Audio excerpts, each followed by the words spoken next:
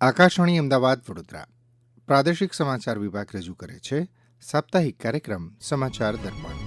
આજના અંકમાં પ્રધાનમંત્રી નરેન્દ્ર મોદીએ આજે રાજ્યના એક દિવસના પ્રવાસ દરમિયાન વાવ થરાદ જિલ્લામાં 19,800 કરોડ રૂપિયાથી વધુના વિકાસ કાર્યોનું લોકાર્પણ અને ખાતમુહૂર્ત કર્યું. શ્રી મોદીએ અમદાવાદના સાણંદમાં કેન્સ ટેકનોલોજીના પ્લાન્ટનો પણ શુભારંભ કરાવ્યો. પ્રધાનમંત્રી નરેન્દ્ર મોદીએ આકાશવાણી પરથી પ્રસારિત થયેલા મન કી બાત કાર્યક્રમમાં પશ્ચિમ એશિયાની પરિસ્થિતિ પર ચિંતા વ્યક્ત કરી અને ખાડી દેશોનો તેમના સહયોગ બદલ આભાર વ્યક્ત કર્યો. કેન્દ્રીય નાગરિક ઉડ્ડયન મંત્રી રામમોહન નાયડુએ ભાવનગર અને નવી મુંબઈ વચ્ચે ફ્લાઇટ સેવાનો શુભારંભ કરાવ્યો અને પોરબંદરના સુપ્રસિદ્ધ માધવપુરમાં ભગવાન શ્રી કૃષ્ણ અને માતા રૂક્ષ્મણીજીના લગ્નની ઉજવણી સાથે જ માધવપુર ગેળ મેળાનું સમાપન.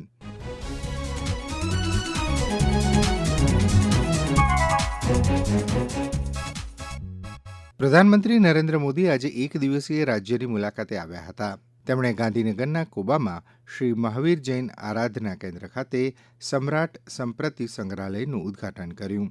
ત્યારબાદ સાણંદના કેન્સ ટેકનોલોજીના પ્લાન્ટનો શુભારંભ કરતા જણાવ્યું હતું કે આ પ્લાન્ટના આરંભ સાથે જ ભારત સેમિકન્ડક્ટરના ક્ષેત્રમાં એક મજબૂત અંગ બની ગયું છે.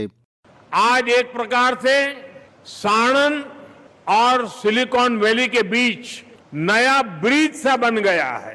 कैलिफोर्निया की कंपनी के लिए साणंद का ये प्लांट इंटेलिजेंट पावर मॉड्यूल्स दे रहा है. मुझे बताया गया है कि यहां बनने वाले प्रोडक्ट्स का एक बड़ा हिस्सा पहले ही एक्सपोर्ट के लिए बुक हो चुका है.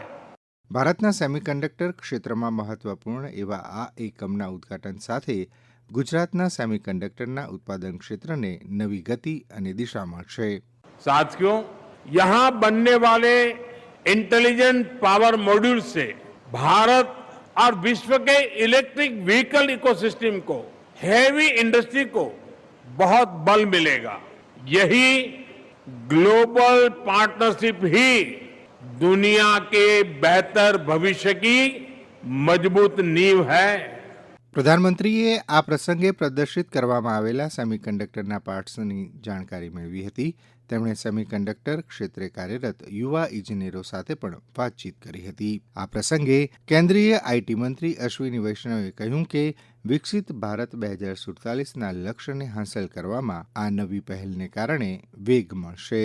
माननीय प्रधानमंत्री जी 2032 तक भारत विश्व के टॉप 6 सेमीकंडक्टर नेशंस में शामिल होगा और 2047 तक आपके विजन के अनुसार भारत विश्व के टॉप 3 नेशंस में आगे बढ़ेगा. કાર્યક્રમને સંબોધતા મુખ્યમંત્રી ભૂપેન્દ્ર પટેલે કહ્યું હતું કે ફક્ત 14 મહિનામાં જ આ પ્લાન્ટ કાર્યરત થયો એ પણ એક ઉપલબ્ધિ છે.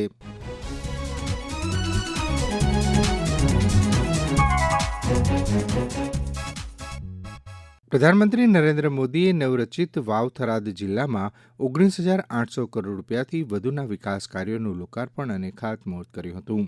આ પ્રસંગે વિશાળ જનમેદનીને સંબોધન કરતા શ્રી મોદીએ જણાવ્યું હતું કે વિકસિત ભારતના સ્વપ્નને સાકાર કરવા ગુજરાત અગ્રેસર છે. आज रोड इंफ्रास्ट्रक्चर से जुड़े जिन प्रोजेक्ट्स का शिलान्यास हुआ है, इनसे पूरे नॉर्थ गुजरात को गति मिलेगी. यहां नए अवसर पैदा होंगे. ईडर से वड़ाली बाईपास तक 4 लेन हाईवे का निर्माण और धौलावीरा से सांतलपुर तक हाईवे के अपग्रेडेशन का काम ये गांवों को बाजार से, किसानों को नए अवसरों से और युवाओं को रोजगार से जोड़ेंगे. डीसा का यह एयरबेस अंतर्राष्ट्रीय सीमा से केवल 130 किलोमीटर की दूरी पर है. आप समझ सकते हैं कि ये देश की सुरक्षा के लिए भी कितना अहम है. डीसा एयरपोर्ट के इस प्रोजेक्ट का उसका विचार आज से प्रारंभ नहीं हुआ. जब मैं यहां मुख्यमंत्री था तब से हमने जमीन एक्वायर की, मेरे किसान भाई बहनों ने जमीन दी और हम चाहते थे कि राष्ट्रीय सुरक्षा के लिए, भारत की पश्चिम सीमा की सुरक्षा के लिए ये डीसा अत्यंत महत्वपूर्ण स्थान है. एयरफोर्स का एक बहुत बड़ा बेस अब हमारे डीसा से जुड़ गया है। भारत की हमेशा से बड़ी ताकत रही है, कितना ही कठिन समय क्यों ना आए, मुश्किल के समय हमारा देश एकजुट होकर खड़ा होता है। बीते कुछ समय से आप देख रहे हैं, दुनिया के कई देश युद्ध, अशांति और अस्थिरता से घिरे हैं। वेस्ट एशिया में जो हालत बने हुई है, उनका असर पूरी दुनिया पर है। ऊर्जा जरूरतों की, डीजल, पेट्रोल और गैस की दिक्कत पूरी दुनिया में बढ़ गई है। ऐसे संकट में भी भारत ने हालातों को नियंत्रण में बनाए रखा है।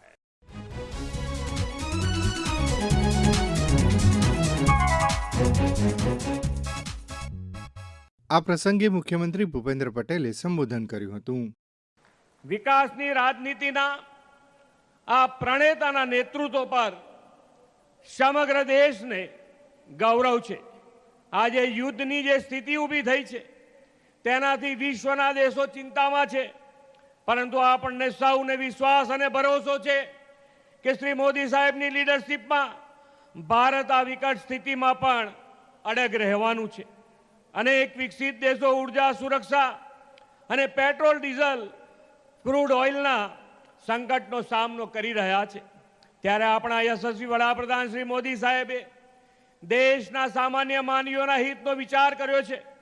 પેટ્રોલ અને ડીઝલ પરની એક્સાઇઝ ડ્યુટી ઘટાડવાનો ઐતિહાસિક નિર્ણય કરીને તેમણે દેશવાસીઓને મોટી રાહત આપી છે.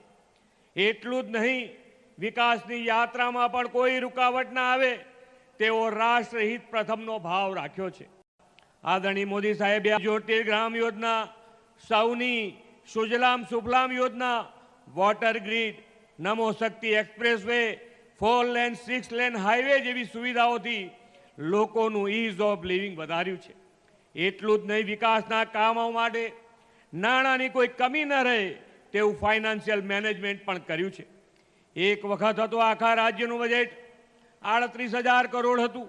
આજે એક જ દિવસમાં 20,000 કરોડના વિકાસના કામોની આપણને ભેટ મળવાની છે.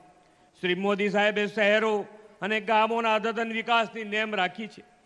વિકાસલક્ષી વિઝન હોય, સમયથી 2 કદમ આગળની સોચ હોય તો કેવા ગુણાત્મક પરિવર્તન લાવી શકાય તે શ્રી મોદી સાહેબે દેશ અને દુનિયાને બતાવ્યું છે.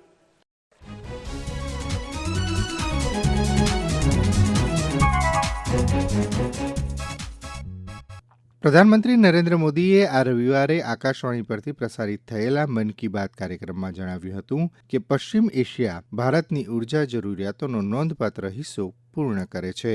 जिस क्षेत्र में अभी युद्ध चल रहा है वह क्षेत्र हमारी ऊर्जा आवश्यकताओं का बड़ा केंद्र है. इसकी वजह से दुनिया भर में पेट्रोल और डीजल को लेकर संकट की स्थिति बनती जा रही है. हमारे वैश्विक संबंध, अलग अलग देशों से मिल रहा सहयोग और पिछले 1 दशक में देश का जो सामर्थ्य बना है, इनकी वजह से भारत इन परिस्थितियों का डटकर मुकाबला कर रहा है. તેમણે જણાવ્યું કે વૈશ્વિક સમુદાય સાથે ભારતના સંબંધો, વિવિધ દેશો તરફથી મળેલા સહયોગ અને છેલ્લા દાયકામાં ભારતની વધેલી શક્તિએ દેશને આ પડકારોનો સામનો કરવા માટે સક્ષમ બનાવ્યો છે. मैं गल्फ कंट्रीज का बहुत आभारी हूं. वे ऐसे 1 करोड़ से ज्यादा भारतीयों को वहां पर हर प्रकार की मदद दे रहे हैं. जो लोग इस विषय पर भी राजनीति कर रहे हैं, उन्हें राजनीति नहीं करनी चाहिए. यह देश के 140 करोड़ देशवासियों के हित से जुड़ा विषय है. मैं सभी देशवासियों से अपील भी करूंगा कि वो जागरूक रहे, बहकावे में न आए. सरकार की तरफ से जो आपको निरंतर जानकारी दी जा रही है, उस पर भरोसा करें. माय भारत द्वारा बजट क्वेस्ट का आयोजन किया गया. इसका मकसद था देश भर के युवाओं को बजट प्रक्रिया और नीति निर्माण से जोड़ना. इससे जुड़ी क्विज में देश भर से करीब 12 लाख युवाओं ने हिस्सा लिया. इनसे पता चलता है कि मेरे युवा साथी देश के विकास में अपना योगदान देने के लिए कितना तत्पर है. પ્રધાનમંત્રી સૂર્યઘર મફત વીજળી યોજનાને કારણે સુરેન્દ્રનગર જિલ્લાના પાયલ મુંજપરાના જીવનમાં પણ મોટો ફેરફાર આવ્યો હોવાનો પ્રધાનમંત્રીએ ઉલ્લેખ કર્યો હતો. पीएम सूर्यघर मुफ्त बिजली योजना का प्रभाव देश के कोने कोने में दिखने लगा है. इस योजना की वजह से गुजरात के सुरेंद्रनगर जिले की पायल मुजपरा के जीवन में बहुत बड़ा बदलाव आया है। उन्होंने सूर्य पहल के माध्यम से सोलर पावर टेक्नोलॉजी की ट्रेनिंग ली और 4 महीने का सोलर पीवी टेक्नीशियन का कोर्स पूरा किया। अब वो एक कुशल सोलर टेक्नीशियन बन गई है। वो आसपास के जिलों में सोलर रूफटॉप इंस्टॉलेशन का काम करती है और इससे उन्हें हर महीने हजारों रुपए की आय होती है।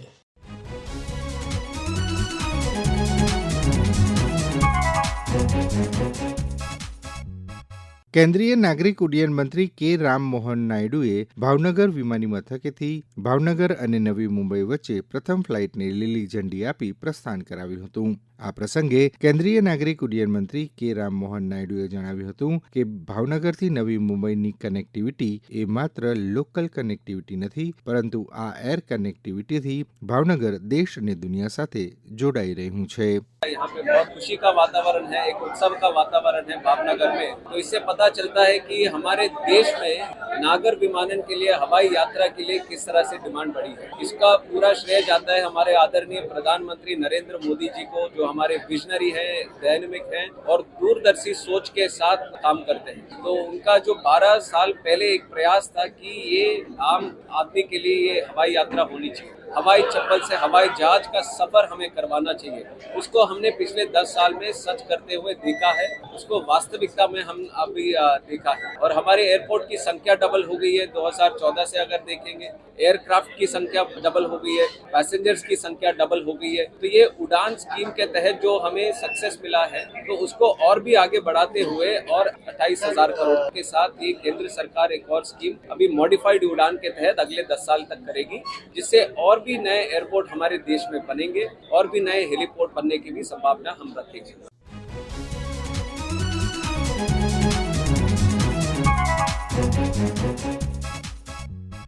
કેન્દ્રીય રાજ્યમંત્રી નીમુબેન બામણિયાએ પોતાની પ્રતિક્રિયા આપતા આ મુજબ જણાવ્યું. ભાવનગરથી નવી મુંબઈ ઇન્ડિગો દ્વારા 2 ફ્લાઇટ નો શુભારંભ થવા જઈ રહ્યો છે. ભાવનગરથી દરરોજ સવારે 8:35 કલાકે અને રાત્રે 8:50 કલાકે નવી મુંબઈ ફ્લાઇટ નીકળશે. આ સુવિધાથી અલંગ શિપયાર્ડ, ધોલેરા સર સાથે સંકળાયેલા ઉદ્યોગ સાહસિકો અને પાલીતાણા આવતા તીર્થયાત્રીઓને ખાસ લાભ મળશે.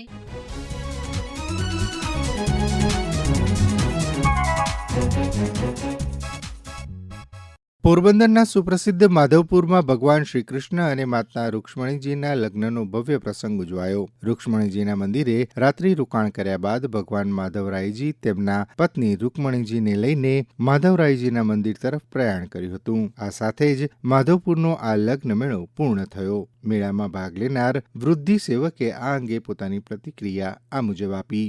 અમે દર વર્ષે માધવપુરના આ મેળામાં જોઈન થઈએ છીએ. રામનવમીના દિવસથી 3 દિવસ સુધી આ મેળો ચાલે છે. ભગવાન માધવરાયના લગ્ન અહીંયા ધામધૂમથી કરવામાં આવે છે.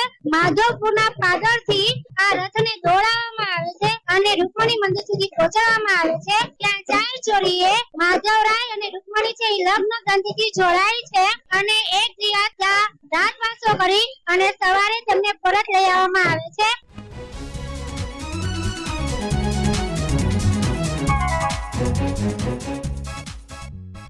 આ સાથે જ સમાચાર દર્પણનો આજનો અંક સમાપ્ત થયો.